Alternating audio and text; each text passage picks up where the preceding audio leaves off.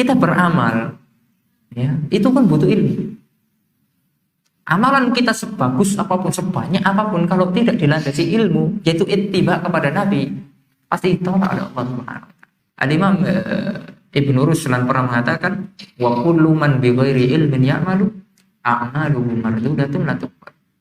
Setiap amal yang dilakukan tanpa dilandasi dengan ilmu, maka amalannya ditolak, tidak akan diterima oleh Allah Subhanahu wa taala. Sebagaimana hadis Aisyah radhiyallahu taala anha, ya, man amila amalan laisa alaihi amruna fahuwa rad. Barang siapa yang melakukan amalan bukan dari perintah kami, bukan yang kami contohkan, maka amalan itu tertolak. Allah juga mengatakan, faman kana yarju liqa'a rabbih falyamal amalan sholihan wa la yusyrik bi ibadati rabbih ahad. Barang siapa yang ingin berjumpa dengan Allah Azza wa Jalla, maka hendaklah dia beramal dengan amalan sholihah, amalan yang baik, yaitu yang sesuai dengan petunjuk Nabi Muhammad SAW, dan tidak berbuat syirik dalam amalan, yaitu hendaknya dia mengikhlaskan niat karena Allah Subhanahu wa taala. Oleh karena para ulama menyimpulkan, yaitu di antaranya Imam Ibnu Katsir di dalam tafsirnya, ya, bahwasanya syarat diterimanya amalan ada dua, ittiba'us sunnah dan ikhlas karena Allah Subhanahu wa taala. Ketika ada orang yang sholat menghadap berlawanan dengan kiblat, kemudian ketika kita ingatkan, ini sholatnya tidak sah, diulang, ya, kemudian orang tersebut mengatakan apa? Pokoknya niati. Pernah nggak dengar? Pokoknya niat, ya. Sekarang pokoknya niat tidak cukup, harus dibarengi dengan ittiba, contoh Nabi Muhammad SAW. Betul, niatnya ikhlas karena Allah Azza wa Jalla, tapi kalau tidak sesuai, maka itu tidak akan diterima oleh Allah Subhanahu wa taala. Anak-anak diajarin bukan lagu, Al-Quran, sunnah Nabi, zikir. Kalau dia bisa nyanyi, dapat pahala apa kita? Nggak ada pahalanya, minimal itu. Tapi kalau dia baca Quran, bapak ibu ajar dia doa, Rabbi ghfirli wali walidayya, hafalin, itu lebih baik daripada 1000 karaoke, 2000 karaoke bahkan. Dosa semua itu kepada Allah. Kenapa harus begini? Dianggap satu program, bangga.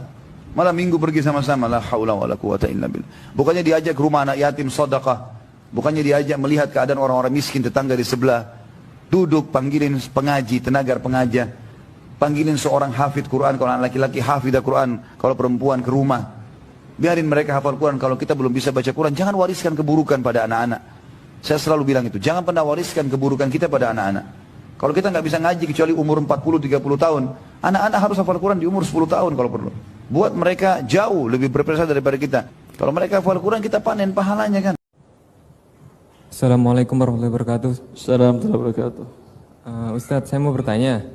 Jadi saya ini kan PNS, Ustadz. Ya. PNS di Bea Cukai. Masya Allah, resign sekarang ya. Sudah paham saya jawabannya. Resign. Kalau hartanya tercampur tuh, Ustadz, ya? Karena tercampur antara pelayanan sama harta mobil. Bukannya Rasulullah mengatakan, la yadkhulul jannata sahibu maksin.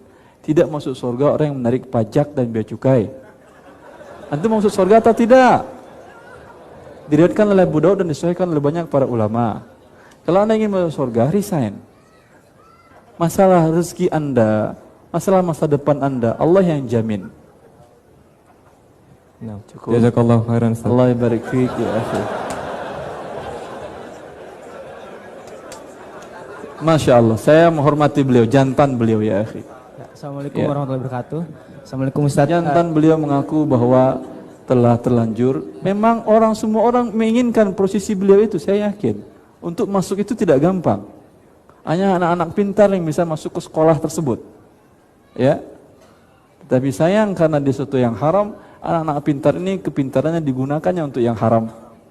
Kalaulah Anda gunakan, bawa ke Tanah Abang sana, kaya Anda dan halal. Itu bagus. Allah barik fiik.